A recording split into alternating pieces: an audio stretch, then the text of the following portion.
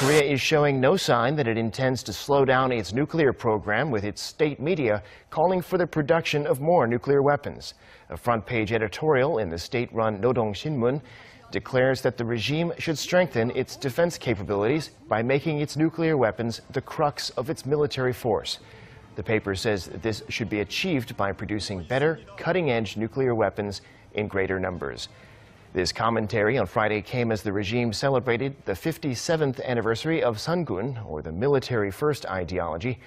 Sungun ideology puts the military at the forefront of the state's policies and resources, and its anniversary was made into a national holiday 4 years ago by leader Kim Jong-un. Meanwhile, North Korea has warned the UK that it faces a miserable end if it takes part in military exercises alongside troops from South Korea and the US.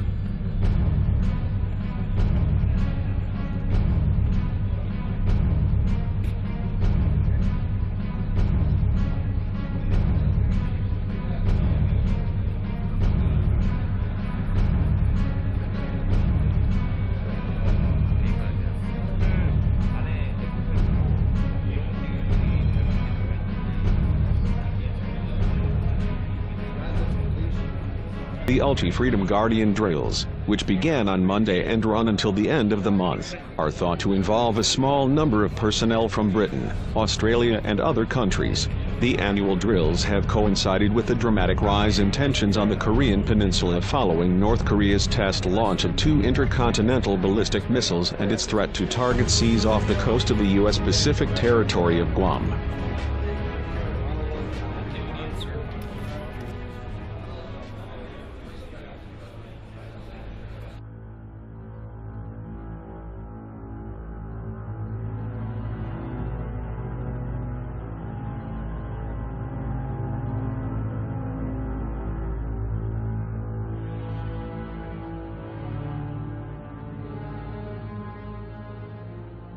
Ukraine has released surveillance footage of 2 North Korean spies photographing what they thought were top-secret missile designs.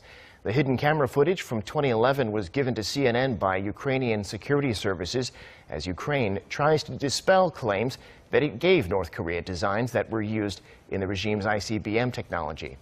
The video shows Ukrainian agents bursting in and arresting the 2, who are still serving time in Ukraine. The country last year banned all North Korean passport holders from entering.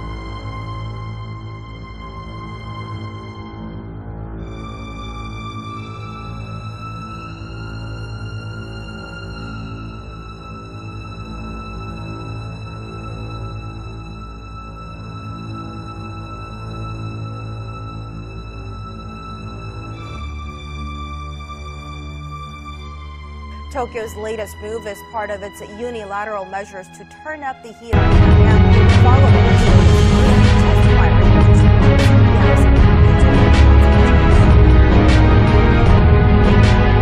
Japanese media is reporting that 6 companies in China and Namibia. Citing government sources, the report says measures are designed to restrict the movement of North Korean coal exports and guest workers to the most important revenue sources, tax revenue. Prime Minister Shinzo Abe's cabinet is expected to approve the sanctions on Friday.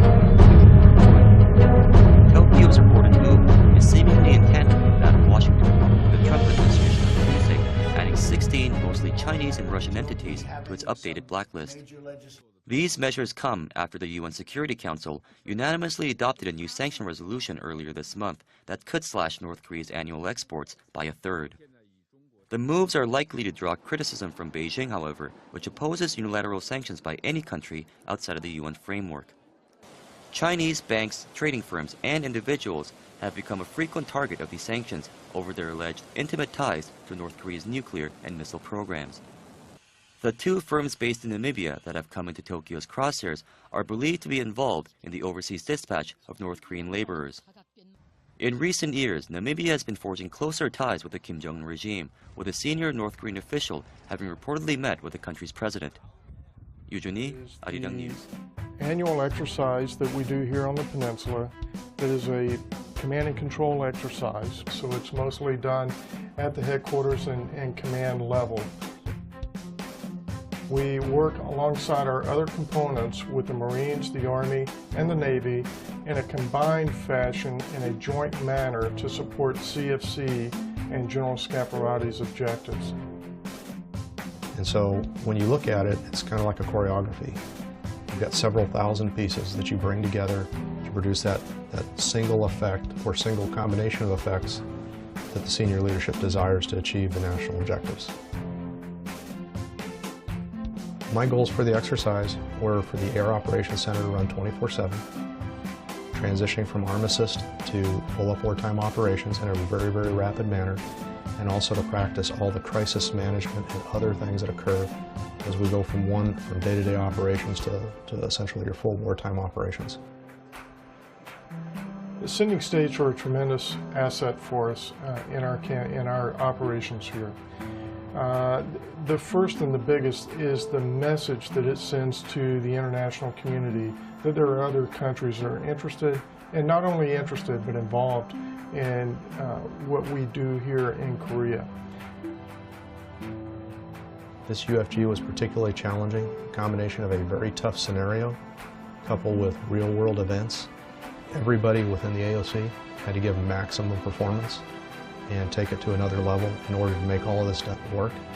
And we had pretty much a seamless performance from our youngest airmen all the way up to the senior leadership in supporting General O'Shaughnessy and General Scaparotti.